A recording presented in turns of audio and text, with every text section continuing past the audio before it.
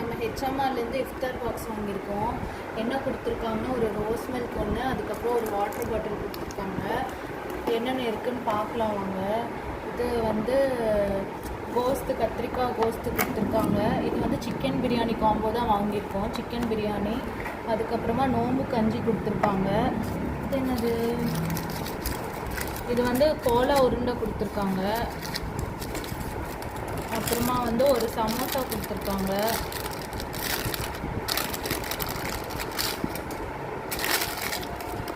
அப்புறமா 2 டேட்ஸ் கொடுத்துருக்காங்க, ஃப்ரூட்ஸ் கொடுத்துருக்காங்க.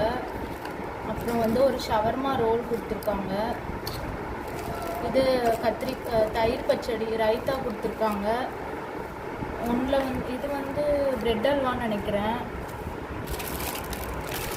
அப்புறமா வந்து